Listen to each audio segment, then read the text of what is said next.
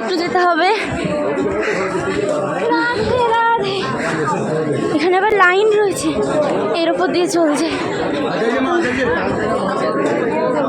এই যে এখানে মনে হয় ঠাকুরটা আছে যত সম্ভব। পৌঁছে গেছি কিন্তু আমরা এত কষ্টের পর পৌঁছে গেছি। ভিড় আছে কিন্তু এখানে অনেকটাই ভিড় আছে। ওদিকটাই কি আছে জানি না, এখন যাব দেখবো। তোমরা এই জায়গাটা দেখো,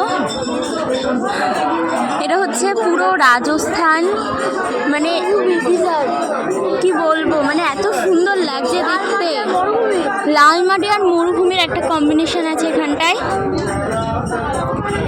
সেই লাগছে দেখতে। তোমরা যদি এখানে আসছো তাহলে অবশ্যই এই চারধাম কিন্তু দর্শন করো। আর এছাড়া আছে চরণ পাহাড়ি, ওটা তো খুব সুন্দর একটা জায়গা, তোমরা কিন্তু চাইলে ওখান থেকে ঘুরে আসতে পারো।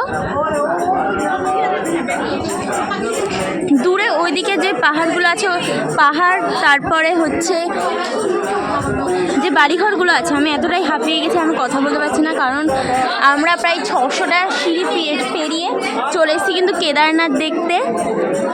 আসল কেদারনাথে গেলে কি হবে সেটা আমরা জানি না, কিন্তু অবশ্যই আমাদের যাওয়ার ইচ্ছা আছে আর তোমাদের সাথে আমি ভিডিও শেয়ার করব। কারণ আমরা এদিকে যাবো এবার, দেখি পাশ দিয়ে যাওয়া যায় নাকি। আরো ভিড় হয়ে গেলে তো আগে থেকে যা দেখি।